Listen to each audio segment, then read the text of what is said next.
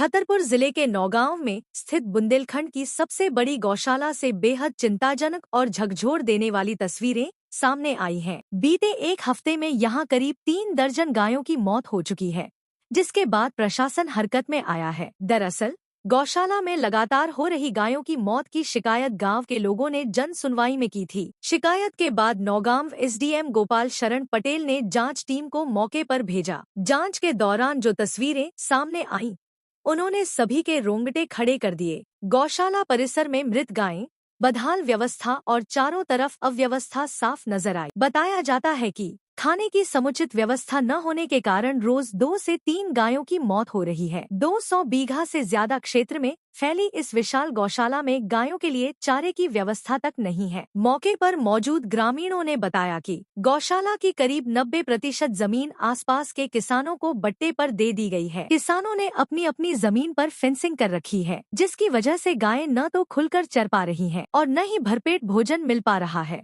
जिससे भूख कमजोरी गायों की मौत की वजह बन रही है। तो वहीं एसडीएम गोपाल शरण पटेल ने बताया कि गौशाला में मृत गायों का पोस्टमार्टम वेटनरी डॉक्टर द्वारा कराया गया है। कुछ गायें बेहद कमजोर थी, जबकि एक गाय के पेट से पॉलीथीन मिलने की पुष्टि भी हुई है। मृत पशुओं को उचित तरीके से दफनाने के निर्देश दिए गए हैं। कहीं न कहीं तमाम आरोपों और बयानों के बीच जो तस्वीरें सामने आई हैं, वो जिले की सबसे बड़ी गौशाला की असल सच्चाई बयां कर रही हैं। अब सवाल यह है कि क्या जिम्मेदार अधिकारियों पर कार्रवाई होगी? क्या गौवंश को न्याय मिलेगा या फिर यह मामला भी जांच तक ही सीमित रह जाएगा? देख रेख करते हैं। आपकी देखरेख के बावजूद भी यहाँ मौतें हो रही हैं। तो वही कमजोरी के कारण। खाने नहीं मिलता क्या? खाने भूसा मिलता है और जो बोई जाती चीजें गायों, वही चीज है तो वो नहीं है। वो नहीं है। कितने एकड़ में फैली है? 84 एकड़। 84 एकड़ में। आपके अध्यक्ष कहाँ है? अध्यक्ष हमारे छतरपुर में होंगे। अच्छा, यहाँ भटका करिया की पार्टी भी चलती है? कभी कभी हो जाती है। अच्छा, कहाँ के हो आप? हमें सतारी। इतनी सारी गायों की मौतें हुई हैं, इसके अलावा सियारों की मौतें हुई हैं, कुत्तों की मौतें हुई हैं, क्या लगता है आपको क्यों हुई हैं? सुबह को तो पता नहीं है, गैयन की ऐसी कमजोरी ठंड के कारण हो सकता बस। इतनी सारी गायें एक साथ ही मरी साहब। हाँ। 2 1 3 ऐसी मरती है। रोज मरती हैं? रोज नहीं मरा। हाँ। मर जाता हूँ। जैसे आज ये 3 गाय मर गई। अच्छा, अब 10-15 गाय डरी। फिर क्या करते हो आप गाय मरने के बाद? मरने के बाद वैसे मैंने कहीं गड्ढा में डाल दिया तो गड्ढा में डाल दिया। कौन कहता है ये? अब जी तो भाई अध्यक्ष ही साहब लड़वा दो गड्ढा में डलवा दे। देखिए, बुंदेलखंड गौशाला में कुछ पशुओं की मृत्यु होने की सूचना मिली थी।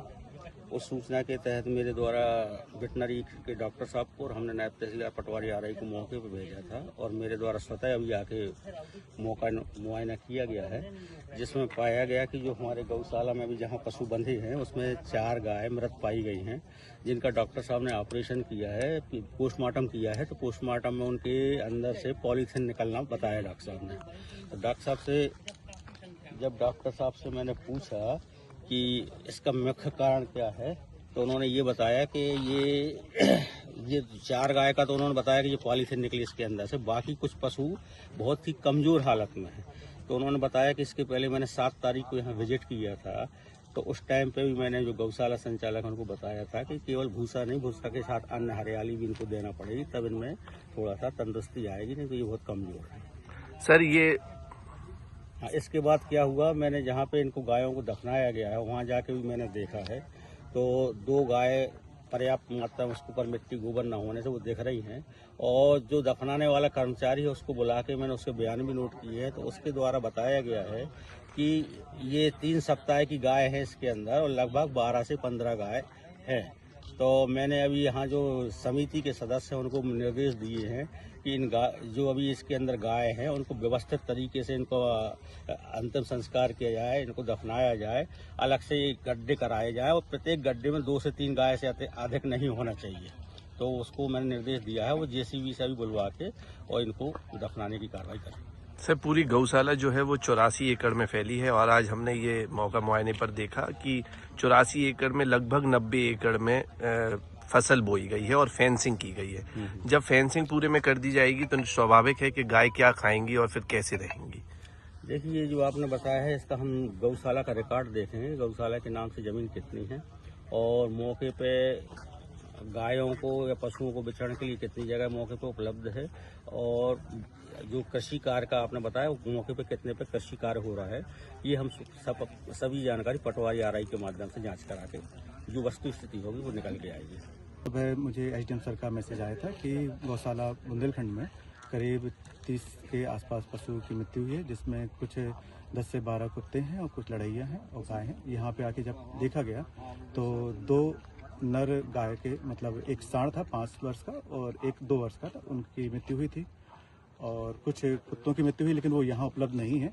तो वन विभाग से मेरी बात हुई है, उनको सब परीक्षण के लिए मैंने उन्हें पशु चिकित्सालय नौगांव बुलाया। क्या कमी पाई गई है? जो यहाँ पे सब परीक्षण किया गया नर पशु का, उसमें काफ़ी मात्रा में पॉलीथीन थी पेट में और दूसरा जो 2 वर्ष का था उसमें पॉलीथीन तो नहीं मिली पेट में, लेकिन काफ़ी ज़्यादा कमज़ोर था, पेट में काफ़ी कम मात्रा में भूसा था। इनकी मृत्यु मुख्यतः कमजोरी कारण हुई है। सीधा सा है, हर कोई पॉलीथीन या कुछ भी पशु तब खाएगा जब उसे अच्छा पोषक तत्व नहीं मिलेंगे, तो उन्हें अकेले भूसे से कुछ नहीं होगा, इनको पशु आहार की आवश्यकता है। की मृत्यु हुई है और हम प्रशासन से ये मांग करेंगे कि ये जो गाय जो खत्म हुई हैं और जो उनको गड्ढे में दबा दिया गया है उनको निकाल के उनका पीएम करवाया जाए। जैसे ये जो पीएम हो रहा है ये तो हो सकता है कि सर्दी के कारण ये गौवंश खत्म हो गया हो, बाकी जो गाय दबी हुई हैं उनका पीएम हो और जो शेयार मरे हैं करीब 100 की संख्या में उनका पीएम हो और कम से कम 40 से 50 की संख्या में जो कुत्ते मारे गए हैं, जो बेजुबान जानवरों की जिस प्रकार से ये निर्मम हत्या की गई है, जिसने भी की हो उनके ऊपर कठोर से कठोर कार्रवाई।